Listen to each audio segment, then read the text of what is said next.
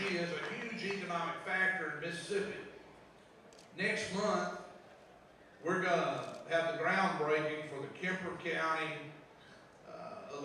coal-fired electric power plant, which will be a $2.5 billion capital expenditure. It'll be the first commercial scale use of carbon capture and sequestration to reduce greenhouse emissions.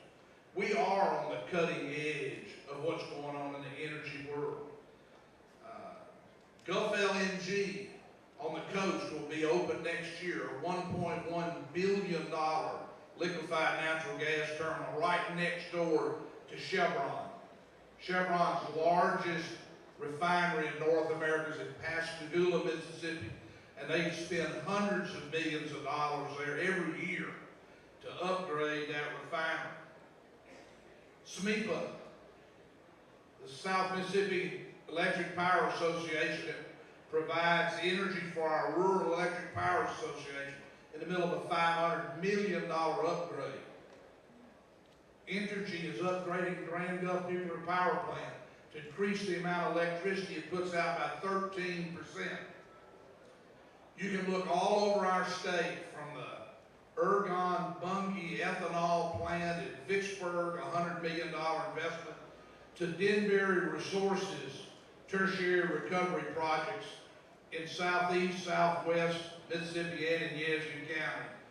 We get billions invested in energy in our country, and we do it so that we can have more American energy. As long as I'm governor of Mississippi, Mississippi's got an energy policy. And our policy is more American energy.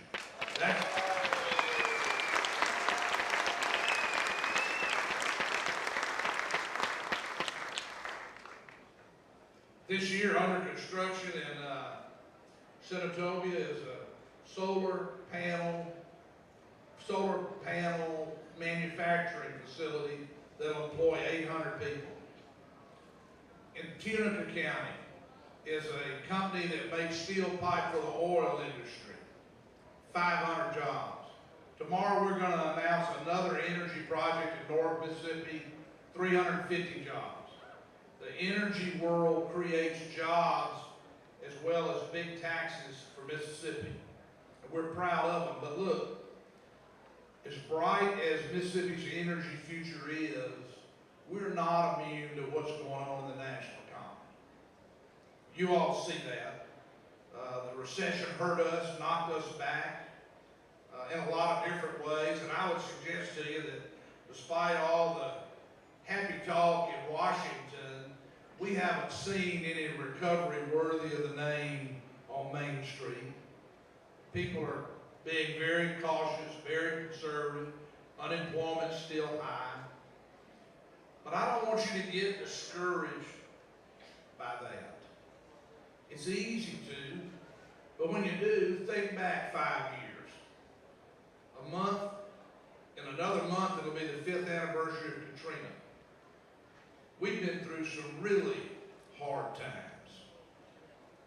We saw 70,000 families lose their homes, and no telling how many thousands of jobs taken away. Some of them that still haven't come back. But I think about that time, and it makes me optimistic about Mississippi's future. It makes me optimistic about our economic future. And I'll tell you why. You know, we've got a lot of great things going for us in Mississippi.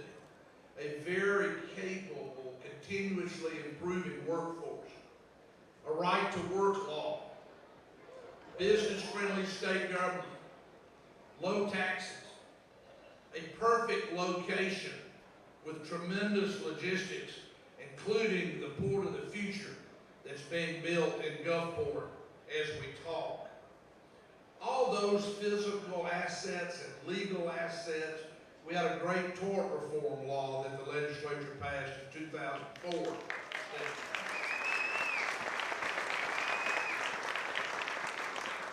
Now we got the restart of Toyota. We've got these new companies I mentioned. All of those tangible things make me optimistic. But what makes me more optimistic than anything is the attitude of the people of Mississippi.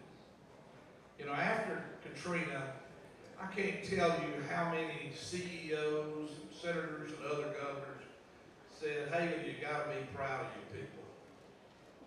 And how could you not be? We bore the brunt, you bore the brunt of the worst natural disaster in American history.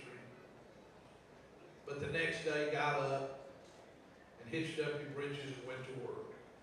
Went to work helping yourselves and went to work helping your neighbors. People here weren't looking for somebody to blame. Mississippians aren't into victimhood. So now we have a recession that we're trying to climb out of. And despite of all the assets that I talked about just a moment ago, I believe our greatest asset is our spirit. The spirit, the attitude of Mississippians.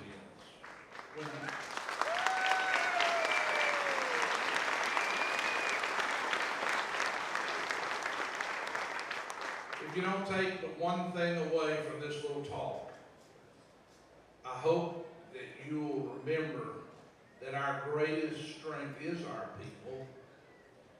A people that for most of my lifetime had a fairly negative image.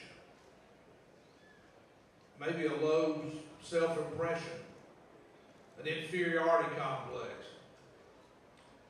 But not after Katrina. Because Katrina, we showed ourselves to be the kind of people you wanted to work with at your job. You wanted your kids to go to school with, your families to go to church with. The kind of people that put the right things first. And that attitude is an attitude that cannot fail. It cannot fail. It cannot be held down. It will, as Mr. Faulkner said, prevail. And that has to be the attitude of leaders like you. I see legislators here, local officials, business leaders. We have to lead with the attitude that Mississippi can do and will do whatever it takes to have a better life for our children and our grandchildren, and that Mississippi will be the place that it can be. God bless you and thank you all very much.